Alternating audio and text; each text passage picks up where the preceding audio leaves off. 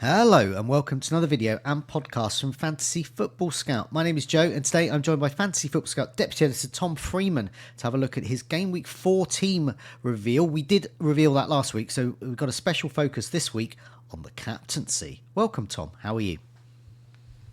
Yeah, I'm good, thanks, Joe. Yeah, looking forward to game week 4 now. I'm not a massive fan of these international breaks so early in the season.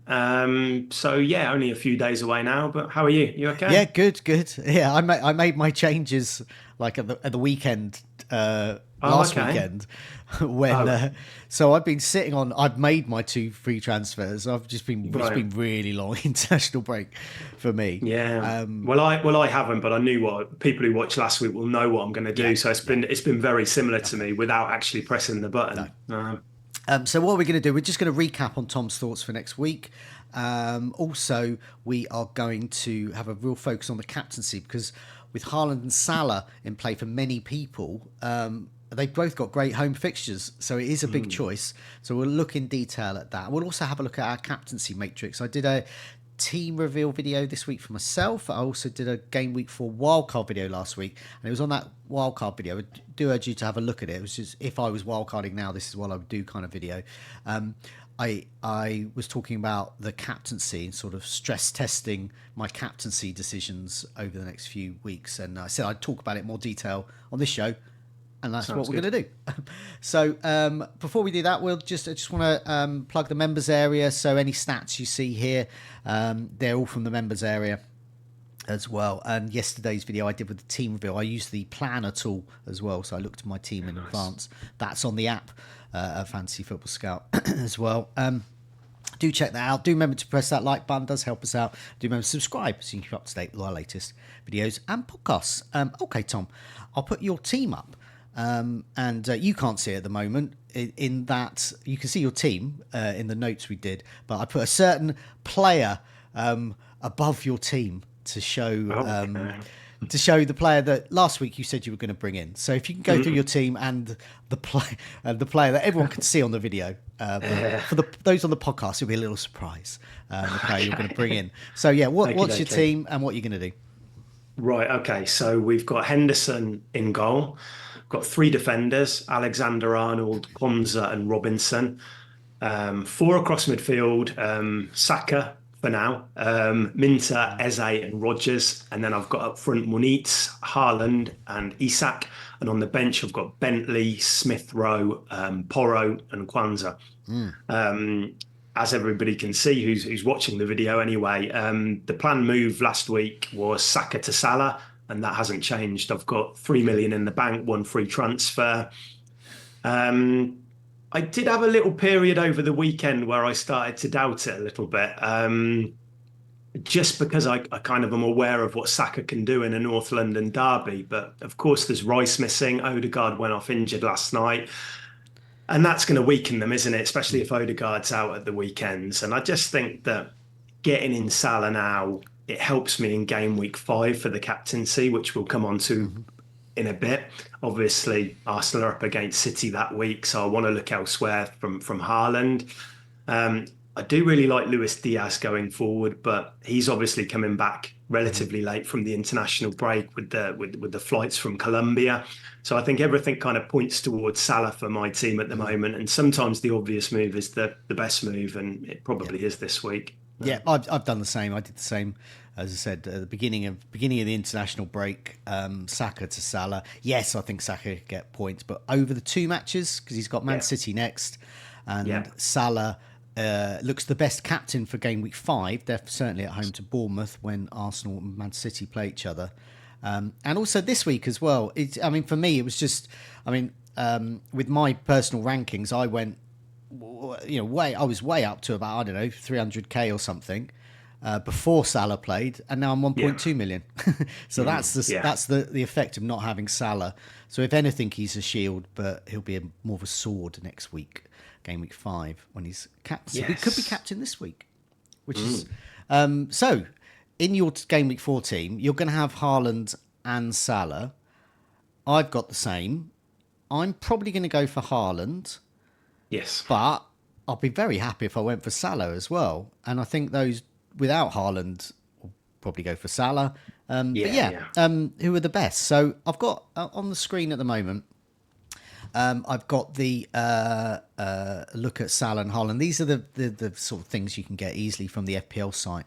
So it's just comparing their price. Salah 12.7 million, Haaland 15.2 million now. So they've both gone up twice. Points per match. This is interesting. 13.7 points per match. I haven't seen this before for two players, exactly equal. Yeah. In terms of ownership, and this is why not owning them if they continue this amazing form is such a problem. Salah is owned by 42.3%, and many of those will captain him. Haaland is owned by 66.5%. Many of those will captain him. So you could be looking at over 100% ownership for both. Yeah. Match Nottingham Forest at home for Salah, Haaland. Brentford at home, both great fixtures. We'll look at the stats for Nottingham Forest and Brentford's defensively in a second. We'll also have a look at the sort of expected stats for Salah and Haaland. You, who will you captain and why? And yeah, I mean, is it actually? It seems like a big decision.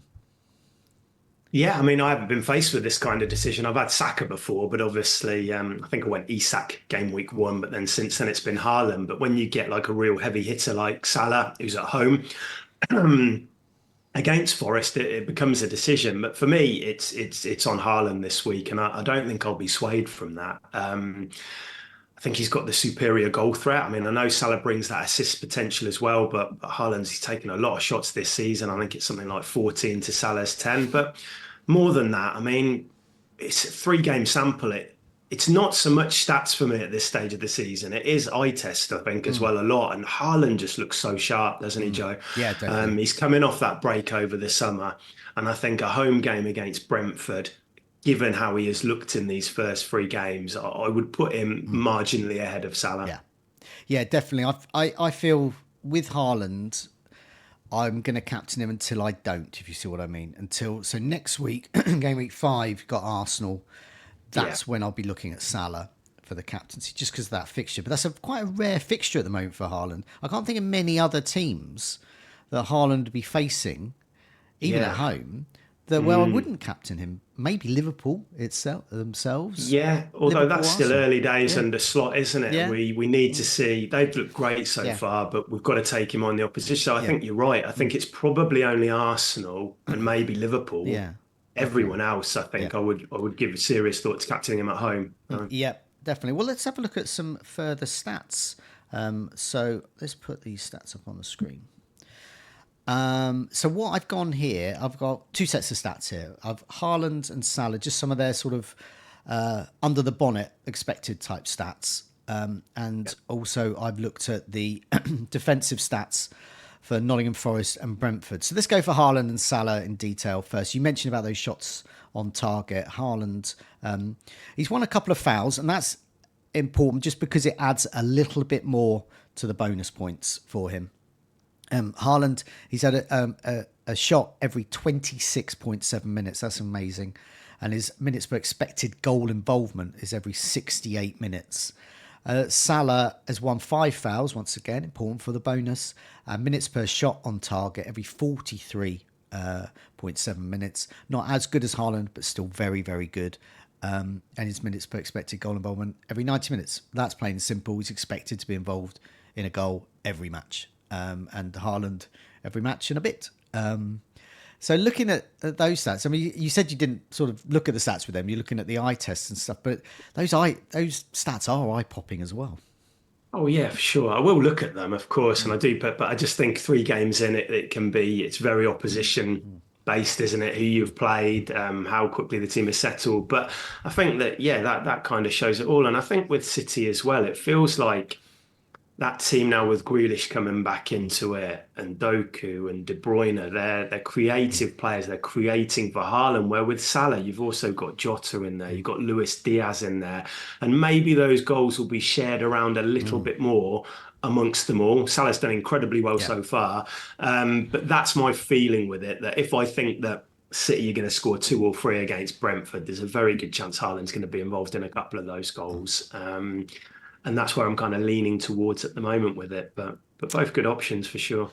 Yeah, definitely. And looking at defensive stats, so what I've done here is I've just looked at all matches so far. There's only been 3 matches, but so Nottingham Forest have played Bournemouth at home, Southampton away, Wolves at home. So very easy fixtures, you would imagine there. So their expected goals conceded is just 2. They have, in fact, conceded just 2 goals, and they've got a clean sheet over that period. You'd sort of expect that for them, but they have not faced Salah yet. Oh yeah. Meanwhile, Brentford have conceded 4 goals, but they have faced Salah. But they're facing Haaland next. Their expected goals conceded is 5, so they've been marginally lucky not to concede 5, and their clean sheets none, 0. So they played Crystal Palace, Liverpool, and Southampton. So 2 good games, 1 tough one. There. To be honest, these stats don't tell me much. They don't tell much. They say that Brentford's are there for the taking when they're against someone like Salah or Haaland, and Nottingham Forest have not faced tough opposition yet. Yeah, I mean, what I will say is that Forest's underlying stats defensively have actually been very good since Nuno came into the job. I think there's something like 4th best for XGC since he arrived, but that hasn't translated into clean sheets. I think the stats ridiculous. I think they've only kept 2 since Nuno came in, 2 clean sheets. And bear in mind, he came in along quite what was it, halfway through last season. It's not particularly good, but the underlyings, however much weight you want to throw onto that, have actually been decent for a while. But again, I think that Liverpool look so strong in defence and attack at the moment. I'm pretty sure they'll score a couple past them, won't they? But then Brentford, they've had some issues at the back. They've been playing Vitaly Janelt at left back in their previous game. I'm not quite sure where Rico Henry's been out for a long time. I'm not quite sure where he's up to, but Salah might be attacking that side. And City just look so strong, don't they? 3-4 goals at home against Brentford. Nobody's going to be surprised. No, so I mean, obviously they're both good options. This says to me, not much to persuade me from my decision to captain Haaland. I imagine the same is for you as well. Yeah. But I would be very happy to captain Salah as well. Yeah. It's worth noting, I think Haaland has got Haaland and Salah both played internationally so far. Neither scored. I think Haaland didn't score against Kazakhstan. So, Haaland might do well in the Premier League, but can he do it on a cold, dusty night in Kazakhstan? Salah is played but not scored, but I think Egypt won, I think. But they both got a game to go, I think, as we're recording this on Tuesday. Yeah. So I think I'm not sure when exactly they're playing, but this probably will go out on Wednesday morning, so they may well have played by then. So fingers crossed they're not injured. Pretty sure I'm right in saying that everything will be wrapped up by when this goes out tomorrow morning in terms of the internationals, because we've got Diaz in action in the early hours of Wednesday morning, and I think he's pretty much the last of them. As far as I'm aware. So, we'll know by that point. But hopefully both Haaland and Salah will be back in good time and ready to go at the weekend. Yeah, I'll best sort of future-proof this. If Haaland gets injured somehow, then captain Salah. If you haven't got Salah, think about the captaincy there, and I would look at your Liverpool assets probably. If Salah gets injured, then see if you can get Haaland in. Or that could mean another one of your Liverpool assets, Jota perhaps, or Diaz, or Alexander-Arnold even could be good for the captaincy there. Or captain a Brighton asset because they've got a very good home game. Well, actually, Haaland, of course, he was in action because Odegaard went off last night, didn't he? Yeah. So Haaland, I'm just going to have a look. Haaland, he did score in that game and he played for the full match, but he's okay. Maybe it's just Salah we've got to worry which game about. was that? The Haaland Against Austria. Norway against Austria last night. It's just that Haaland, that Salah fixture. Okay. And I shall have a look whilst we're chatting and see when that is. Okay, so Haaland can do it on a nice Norway. autumn night in Vienna. But can he still do it? Kazakhstan. Okay, let's have a look at our captaincy matrix. So I've done this right up until game week 12.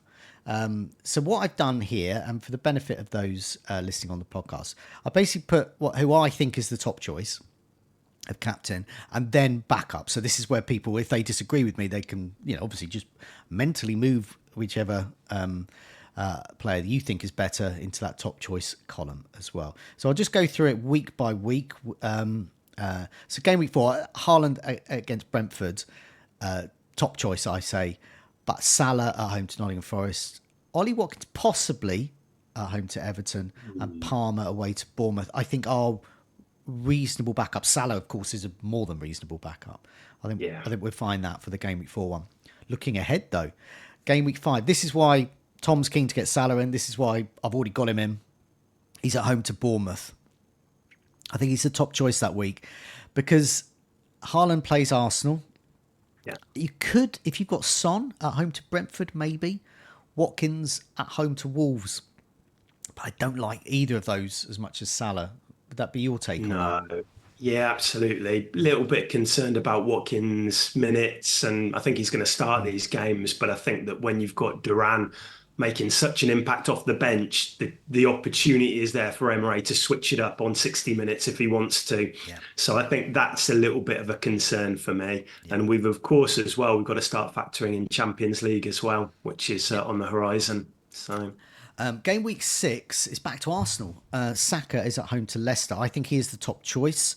I plan to wildcard in game week 6, and Saka will be back for me. Backups, Salah away to Wolves, very good alternative. Watkins away to Ipswich, another alternative there.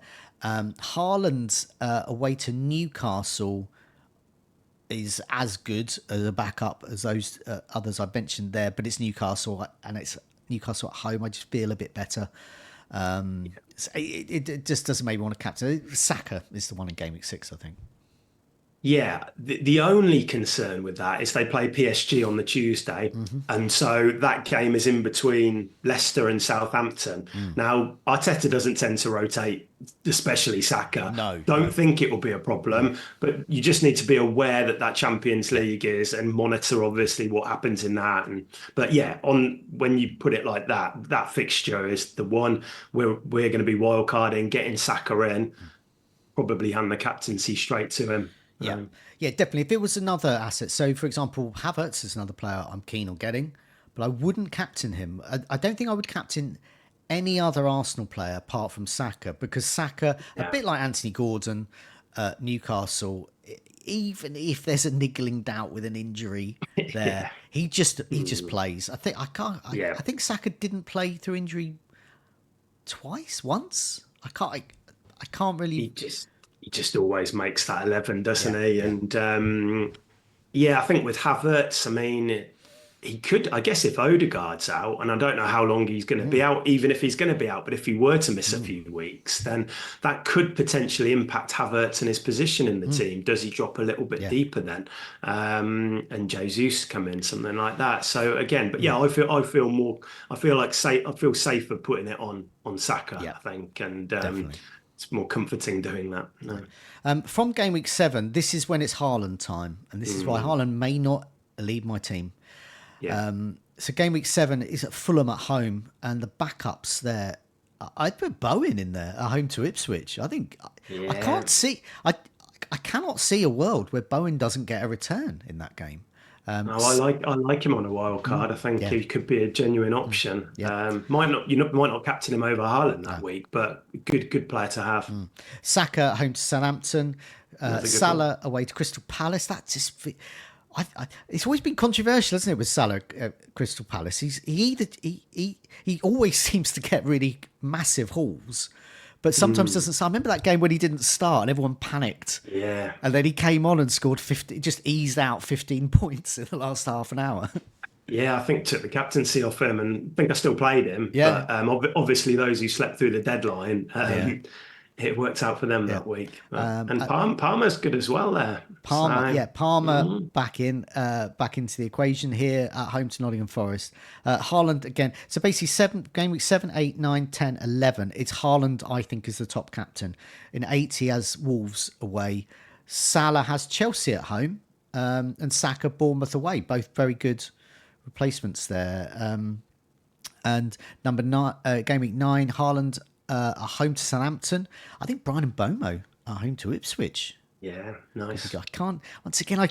It was like I didn't get Mbomo in game week 3, but I don't know about you. Think when you think about the scout picks and all the things that you choose. I just could not see Mbomo not getting a return. I mean, he got a brace, but I could not see him not getting a return in game week 3.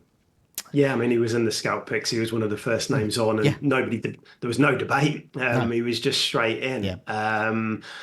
And so that looks like a very good week as well. But obviously, we've got Haaland at home against Southampton. It's going to be hard to look past him, isn't it? Yeah. So for those that perhaps want to go through this period without Haaland, not something I've got the constitution for. What this shows is there's actually some really good alternatives, I think, to get strong returns. And Brian Bomo at home to Ipswich. Game week 9 is one. Haaland again away to Bournemouth. Game week 10 looks good. Salah at home to Brighton. There was a similar thing that happened last year where Haaland had a very good game on paper, but Salah was away to Brighton.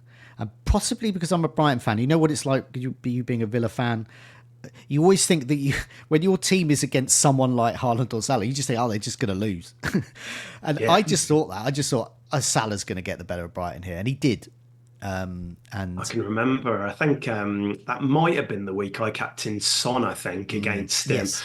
And didn't it coincide with a lot of people wildcarding last year? Did. So they were able to move to Salah quite easily. Yeah.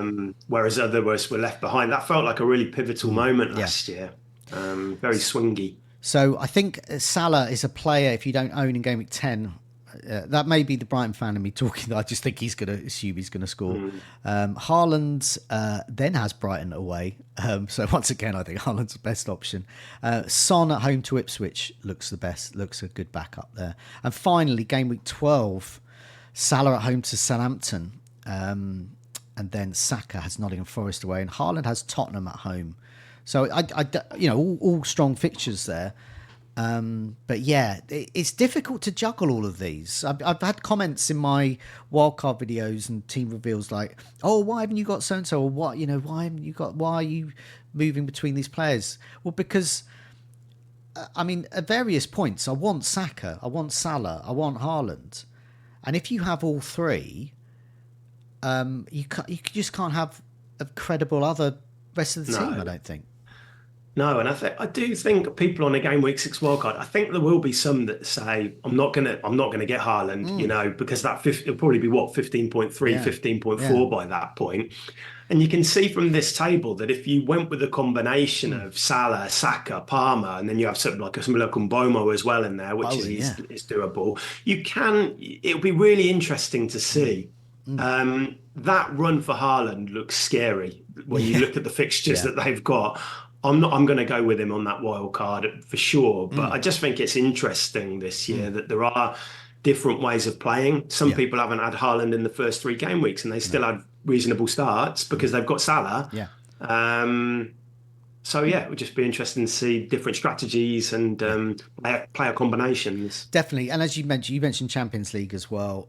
So that's going to affect the minutes, I think, for a lot of these teams. So we might see Haaland getting 70 minutes, not 90. Yeah, because it's a different format this year. Teams aren't going to qualify after 4 games and be able to rotate in match day 5 and 6 because they've got to play 8 games now. It's much longer. It's going to so Pep Guardiola might think I'm not going to rotate until qualification is secured, which means you might be going into game week 6 match day 6, and they're still playing their first 11. So I think it's going to be, we're going to just have to take that week by week and see how it looks. But there might be games in that run at home against Southampton or whatever. I haven't got the Champions League schedule in front of me now, but there might be games in that run where a rest is feasible for Haaland. So. Definitely. Anyway, it was great to chat about the captaincy, not just for game week 4, but just looking ahead as well, because I think the key theme already for this season is going to be all season is juggling these heavy hitter captaincies, the ones that you just look at ahead of a game and you think they're going to score, but how many? And that's what we're looking for. Good luck with your decision to bring Salah in. Final, just last one from me. They play Botswana tonight. Oh, Salah. I just checked on the fixture, so I'm pretty sure that's tonight. So once he's in the clear, we're okay, I think. Rightio. So. Okay, so good luck to Salah staying fit against Botswana. Thanks a lot for your time. Take care. Good luck, everyone, with your Game Week 4 decisions. See you next week. Cheers. Bye now.